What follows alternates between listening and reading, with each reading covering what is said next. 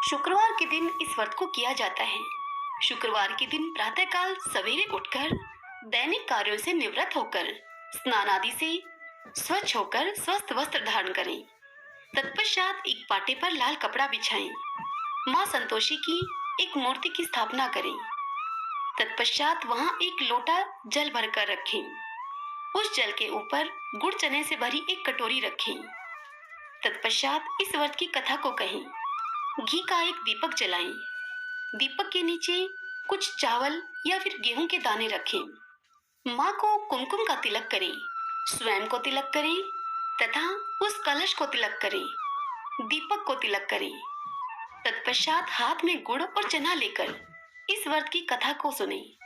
कथा के बीच बीच में संतोषी माता की जय हो, संतोषी माता की जय हो। इस प्रकार कथा में बीच बीच में पूर्ण भाव के साथ माता की जय जयकार बोलते जाएं। कथा पूर्ण होने के पश्चात माता की आरती करें। आरती पूर्ण होने के पश्चात कलश के जल को घर में सब जगह पर छिड़क दें। बच जाए जो पानी, उस पानी को तुलसी की क्यारी में डाल दें।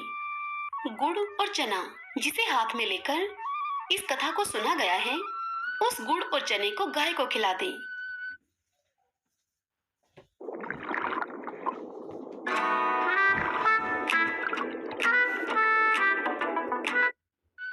जो गुड़ और चना कलश के ऊपर रखा गया था, उस गुड़ और चने को प्रसाद के रूप में सबको वितरण कर दें और स्वयं भी लें। जब आप एक समय भोजन करें, उस समय इस प्रसाद को ग्रहण करें। इस विधि के द्वारा पूर्ण श्रद्धा और प्रेम से प्रसन्न मन से इस व्रत को करें। अब मैं आपको इस व्रत की उद्यापन की विधि बताती हूँ। उद्यापन में 2.5 सेर खाजा, मोमनदार पूड़ी, खीर, चने का साग और नैवेद्य रखें। घी का दीपक जलाकर संतोषी माता की जय जयकार बोलें और नारियल फोड़ें।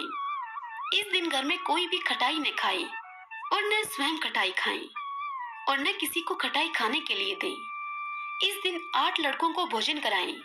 देवर, जेठ, घर कुटुंब के लड़के मिलते हों तो दूसरों को भी नहीं बुलाना चाहिए, अन्यथा दूसरों को बुला सकते हैं। उन्हें खटाई की कोई वस्तु न खाने के लिए दें तथा भोजन कराकर उन्हें यथाशक्ति दक्षिणा दें। इस प्रकार इस व्रत की उद्यापन विधि करें। आइए अब हम सब इस व्रत की कथा सुनते हैं। सब बोलिए संतोषी माता की जय। पुराने समय की बात है, एक बुढ़िया माई थी। उस बुढ़िया माई के 7 पुत्र थे। 7 पुत्रों में से 6 पुत्र कमाने वाले थे और एक पुत्र निकम्मा था। बुढ़िया माई 6 की रसोई बनाती और उनको भोजन कराती और बाद में जो कुछ बचता वह 7वें बेटे को परोस देती। क्योंकि 7वां बेटा भोला था, मन में वह कुछ भी विचार नहीं करता था। एक दिन वह अपनी पत्नी से बोला कि देखो मेरी माता मुझ पर कितना स्नेह रखती है। तब उसकी पत्नी बोली, क्यों नहीं, सबका जूठा बचा हुआ तुम्हें जो खिलाती है। तब वह कहने लगा, ऐसा कभी नहीं हो सकता। मैं जब तक अपनी माँ को यह करते हुए अपनी आंखों से नहीं देखूंगा, तब तक मैं तुम्हारी इस बात को नहीं मानूंगा। तब उसकी पत्नी उसे बोली कि देख लोगे तब तो मानोगे। फिर कुछ दिन के बाद एक बड़ा त्योहार आया। तब उस त्योहार पर घर में 7 तरह का भोजन और चूरमा के लड्डू बने। वह 7वां पुत्र अपनी माँ को परखने के लिए सिर दर्द का बहाना बनाकर पतला कपड़ा ओढ़कर रसोई में ही लेट गया और कपड़े में से वह सब देखता रहा। उसके 6 भाई भोजन करने के लिए आए। तब उसने देखा कि माँ ने उनके लिए सुंदर सुंदर आसन बिछाए हैं, 7 प्रकार की रसोई परोसी है। वह आग्रह करके उन्हें जिमाती है। वह यह सब देखता रहा। जब उसके 6 भाई भोजन करने के बाद चले गए वहां से, तब उसकी माँ ने उन सब की जूठी थालियों में से उन लड्डुओं के टुकड़ों को उठाया और उन सब को समेटकर एक लड्डू बनाया। जूठन साफ करके माँ ने अब अपने 7वें बेटे को पुकारा, उठ जा बेटा, 6 भाई तेरे भोजन करके चले गए हैं, बस तू ही बाकी है। उठना, कब खाएगा खाना। लड़का तो यह सब देख रहा था। अब लड़के को बड़ा ही आश्चर्य हुआ और गुस्सा भी आया। तब वह अपनी माँ से कहने लगा कि माँ, मुझे भोजन नहीं करना, मैं परदेश जा रहा हूँ। तब उसकी माता ने उससे कहा, कल जाता हो तो आज ही चला जा। तब वह लड़का बोला कि हाँ हाँ, आज ही जा रहा हूँ। और यह कहकर वह अपने घर से निकल गया। चलते समय उसे अपनी पत्नी की याद आई। उसकी पत्नी उस समय गौशाला में कंडे थाप रही थी। वह वहां जाकर अपनी पत्नी से बोला, हम जावे परदेश को, आवेंगे कुछ काल, तुम रहियो संतोष से, धर्म अपनो पाल। तब वह बोली, जाओ पिया आनंद से, हमरो सोच हटाए, राम भरोसे हम रहें, ईश्वर तुम्हें सहाय। देवो निशानी आपनी, देख धरू में धीर, सुधी हमरी न बिसारियो, रखियो मन गंभीर। तब वह लड़का अपनी पत्नी से बोला कि मेरे पास तो कुछ नहीं है, यह एक अंगूठी है, सो ये तुम ले लो और अपनी कुछ निशानी मुझे भी दे दो। तब उसकी पत्नी बोली कि मेरे पास तो क्या है, यह गोबर भरा हाथ है। यह कहकर उसकी पत्नी ने उसकी पीठ पर गोबर के हाथ की एक छाप लगा दी। तत्पश्चात वह लड़का वहां से चल दिया। चलते चलते वह दूर देश में जा पहुंचा। वहां एक साहूकार की दुकान थी। वह लड़का दुकान पर जाकर कहने लगा कि भाई, मुझे नौकरी पर रख लो। साहूकार को एक आदमी की जरूरत थी। तब साहूकार उसे बोला कि रह जा। तब लड़के ने उससे पूछा कि तनख्वाह क्या दोगे? तब साहूकार ने उससे कहा कि काम देखकर दाम मिलेंगे।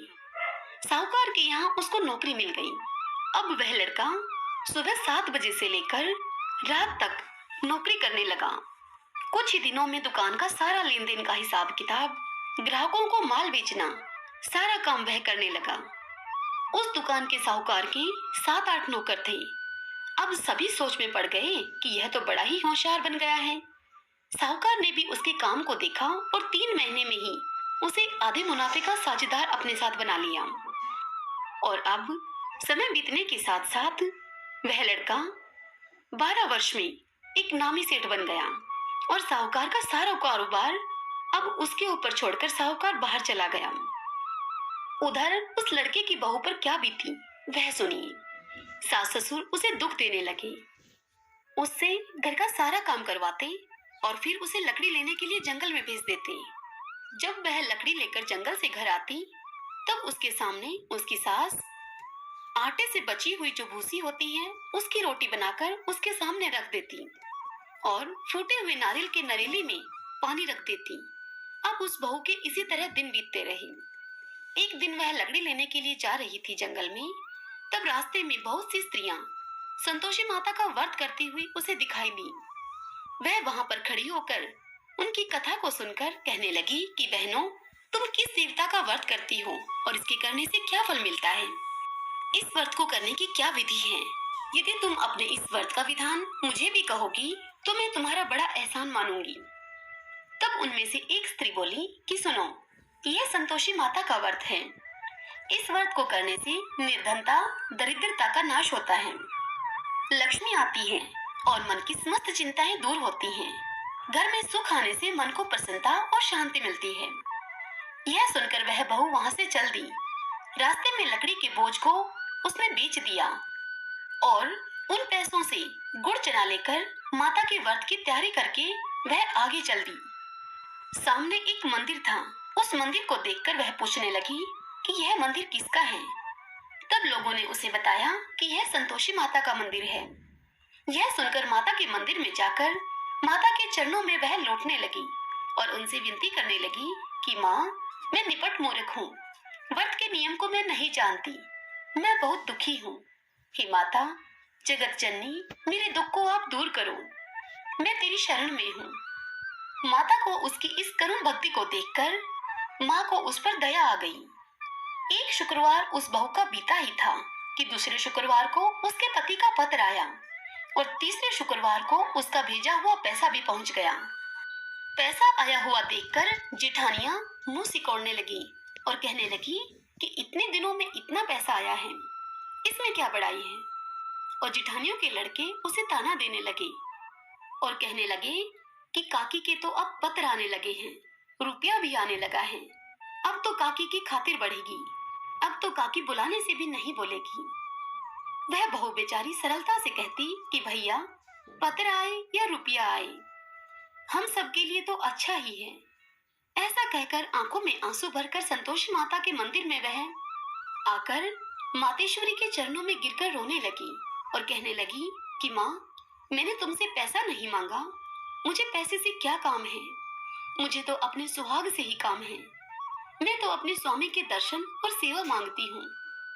तब संतोषी माता ने प्रसन्न होकर उससे कहा कि जा बेटी, अब तेरा स्वामी आएगा, तेरा सुहाग लौटेगा। यह सुनकर खुशी से वह बावली होकर घर जाकर काम करने में लग गई। अब संतोषी माता विचार करने लगी कि इस भोली पुत्री से मैंने कह तो दिया कि तेरा पति आएगा, पर वह आएगा कहाँ से? वह तो इसे स्वप्न में भी याद नहीं करता है।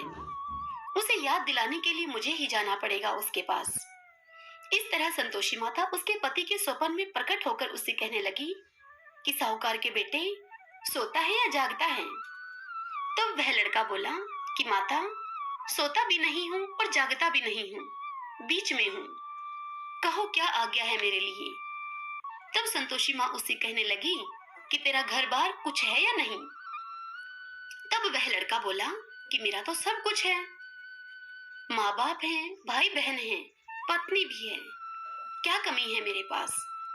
तब संतोषी माँ उससे बोली कि भोले बेटे, तेरी पत्नी घोर कष्ट उठा रही है, तेरे माँ बाप उसे दुख दे रहे हैं, वह तेरे लिए तरस रही है, तो उसकी सुध ले जाकर।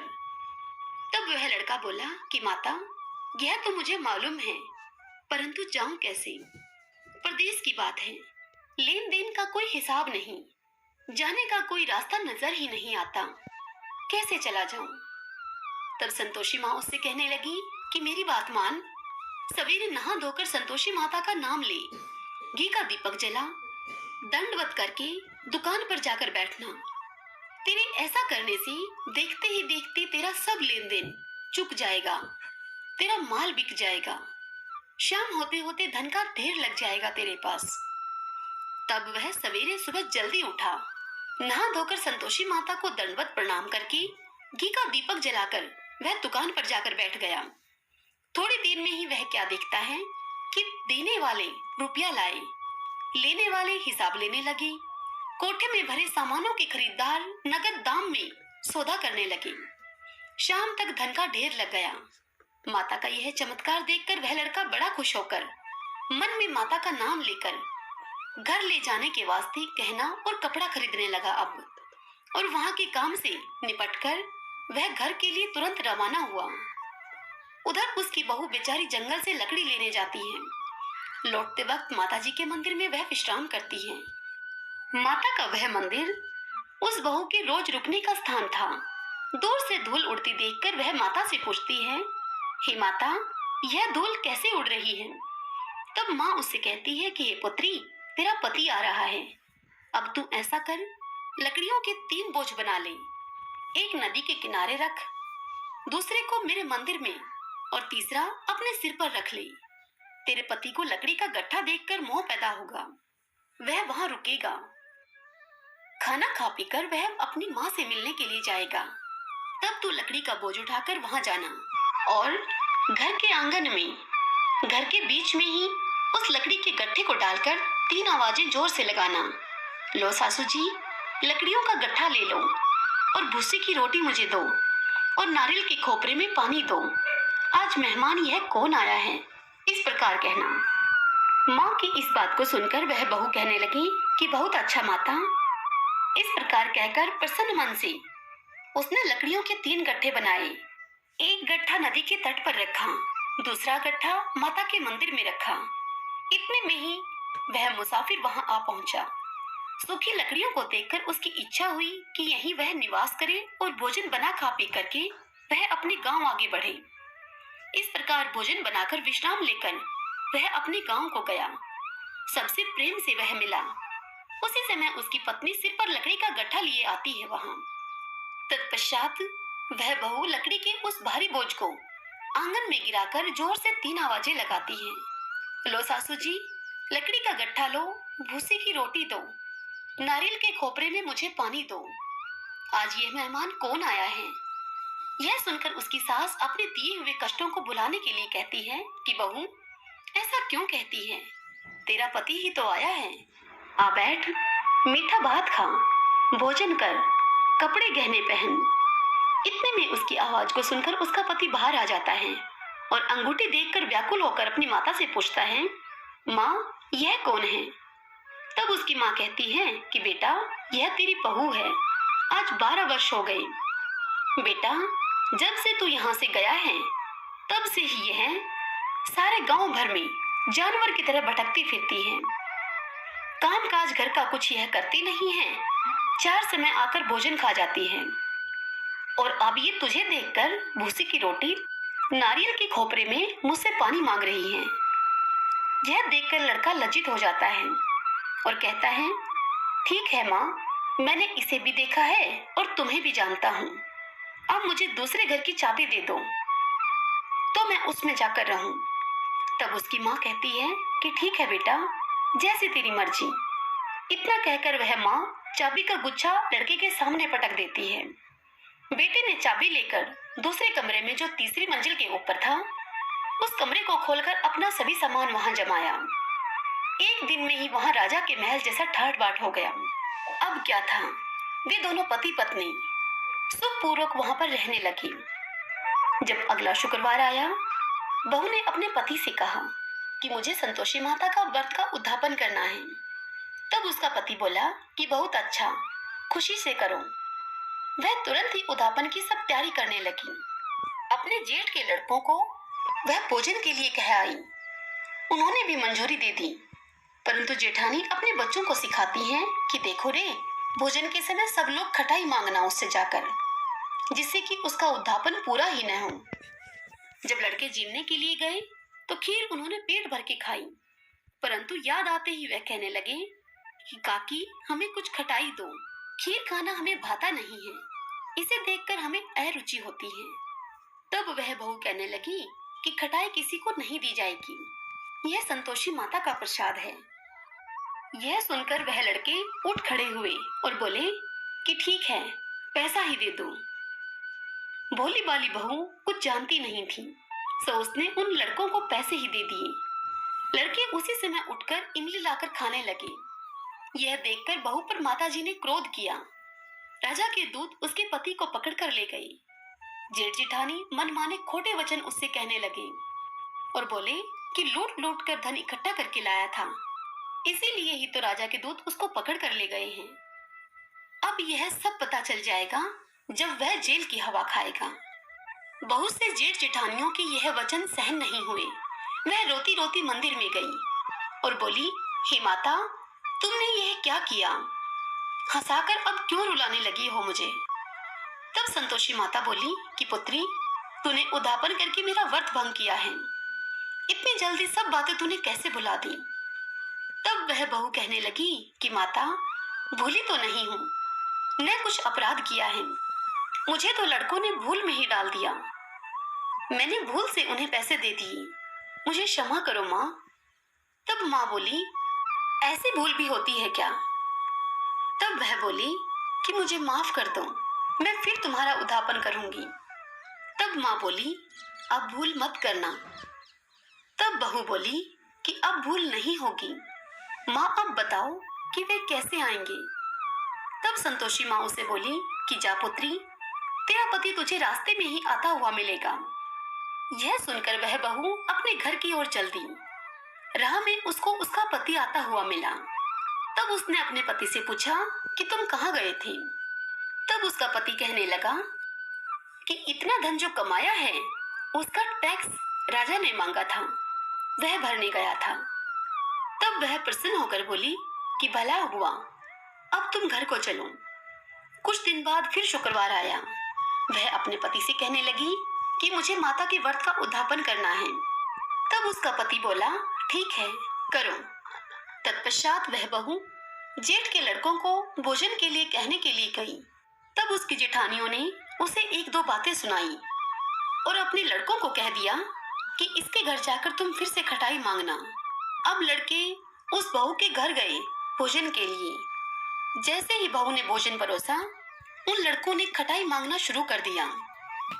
हमें खीर खाना नहीं भाता, जी खराब होता है, काकी कुछ खटाई खाने के लिए दो। अब वह बहू पिछली बातों को याद करके उन लड़कों से बोली, खटाई तो खाने को तुम्हें नहीं मिलेगी, खाना है तो खाओ।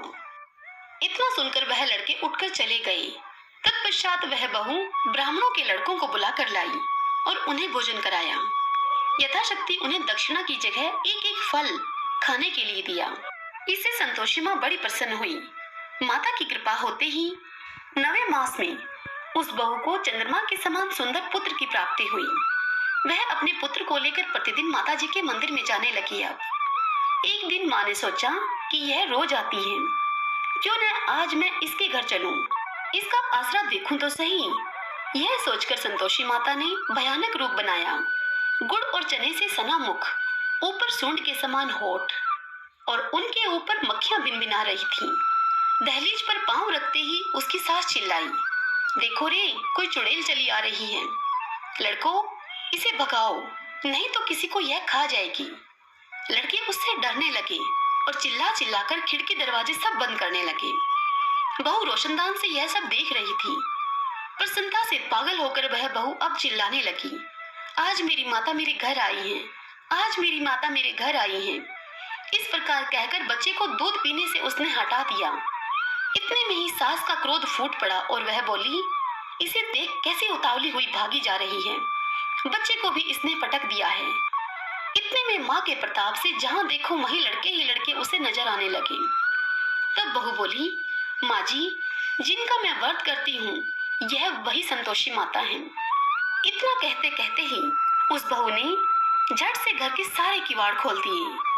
सबने माता के चरण पकड़ लिए और उनसे विनती करने लगे और बोले, हे माता, हम मूर्ख हैं, पापी हैं, अज्ञानी हैं, तुम्हारे व्रत की विधि हम नहीं जानते, तुम्हारा व्रत भंग करके हमने बड़ा अपराध किया है।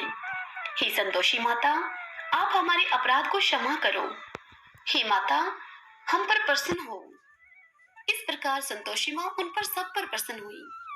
माता ने बहू को जैसा फल दिया वैसा माता सबको दे, जो पढ़े उसका मनोरथ पूर्ण हो। सब बोली संतोषी माता की जय। आइए अब हम सब संतोषी माता की आरती करें। जय संतोषी माता, जय संतोषी माता, अपनी सेवक जन की सुख संपत्ति दाता। जय संतोषी माता, जय संतोषी माता, सुंदर चीर सुनहरी माँ धारण कीनो, हीरा पन्ना दम के तन श्रृंगार लीनो। जय संतोषी माता, जय संतोषी माता, गेरू लाल छटा छवि बदन कमल सोई, मंद हसत करुणामयी त्रिभुवन जन मोही।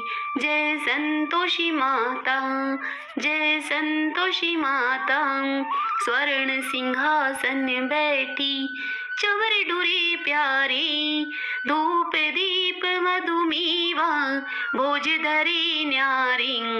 जय संतोषी माता, गुड़ अरुचना परम प्रिय, ताम संतोष कियो, संतोषी कहलाई भगतन वैभव दियो। जय संतोषी माता, जय संतोषी माता, शुक्रवार प्रिय मानत आज दिवस सोही, भगत मंडली छाई कथा सुनत मोही।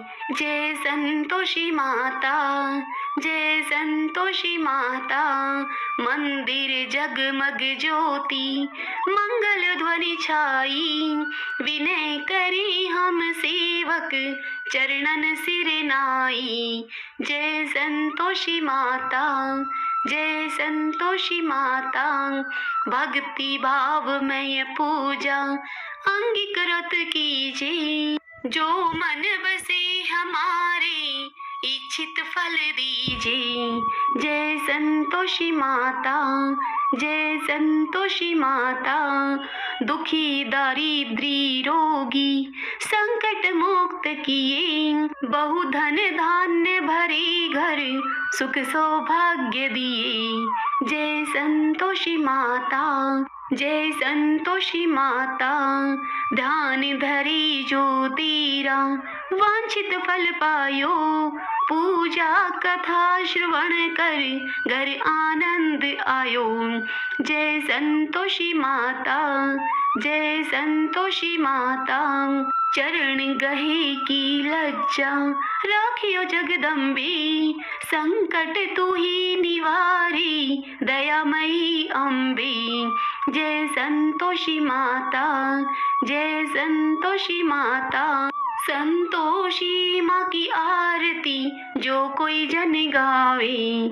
रिद्धि सिद्धि सुख संपत्ति जी भर की पावे। जय संतोषी माता, जय संतोषी माता। सब बोलिए संतोषी माता की जय।